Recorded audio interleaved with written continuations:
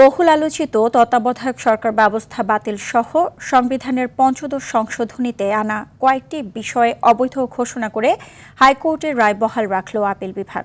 সকালে প্রধান বিচারপতির নেতৃত্বে ৪ বিচারপতির আপিল বেঞ্চ এ রায় ঘোষণা করে। এর ফলে সংবিধানে গণভোট ও তত্ত্বাবধায়ক ব্যবস্থা ফিরে আসলো বলে জানান আইনজীবীরা। পরে সচিবালয়ে আইনমন্ত্রী জানান, তত্ত্বাবধায়ক সরকারের ফেরা ছাড়া আর কোনো বিকল্প ছিল না।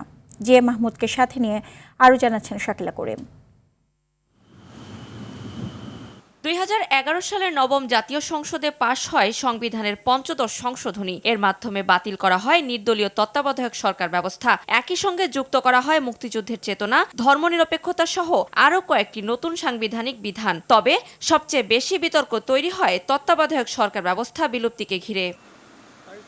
টানা ৩ দিন শুনানি শেষে সকালে আসে তত্ত্বাবধায়ক সরকার ব্যবস্থা বাতিল সহ সংবিধানের পঞ্চদশ সংশোধনীতে আনা কয়েকটি বিষয় অবৈধ ঘোষণা করে হাইকোর্টের রায় বহালের ঘোষণা। তবে রাষ্ট্রের নীতিগত সিদ্ধান্ত সংশোধনী নেওয়া উচিত উল্লেখ করে জামায়াতের আইনজীবী বলেন, এতে সংসদের দায়িত্ব আরও বেড়ে গেল। তত্ত্বাবধায়ক সরকার ব্যবস্থা ফিরে আসতে আর কোনো বাধা থাকলো না। যেগুলো নীতি কথা, এই নীতির বিষয়গুলো সিদ্ধান্ত নেওয়ার জন্য পরিপূর্ণভাবে সংসদের উপর ছেড়ে দেওয়া হয়েছে। রায়কে ঐতিহাসিক উল্লেখ করে সংসদ চাইলে তত্ত্বাবধায়ক সরকার ব্যবস্থাকে আরও যুগোপযোগী করতে পারে বলে মত অ্যাটর্নি জেনারেলের। একটা পার্লামেন্ট সংশোধনী দিয়ে পরবর্তী সময়ে কি হবে কি হবে না সেটা ডিটারমিন করতে পারে না। সেটা একটা আমাদের পিটিশনার অ্যাপিলেন্টের পক্ষে আর্গুমেন্ট ছিল এবং আদালত সেটি গ্রহণ করেছেন, করে সেই সংশোধনীটা বাতিল করেছেন।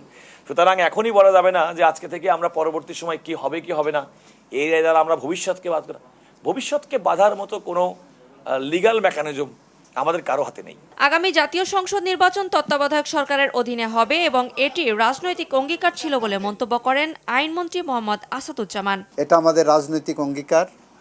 আপনারা জানেন, তত্ত্বাবধায়ক সরকার এটা বিএনপির আন্দোলনের ফসল। বেগম খালেদা জিয়ার নেতৃত্বে দেশ বাঁচাও মানুষ বাঁচাও যে স্লোগান দিয়ে আমরা নিরন্তর সংগ্রামের পথে হেঁটেছিলাম, সেই পথে হাঁটার মুখ্য লক্ষ্য ছিল যে আমার ভোট আমি দেব, যাকে খুশি তাকে দেব, এবং সেই প্রক্রিয়ায় ফেরার জন্য তত্ত্বাবধায়ক সরকারের বিকল্প কোনো পথ ছিল না।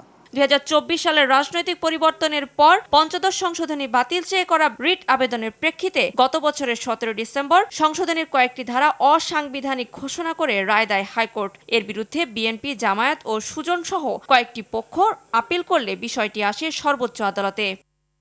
শাকিলা করিম, RTV, ঢাকা।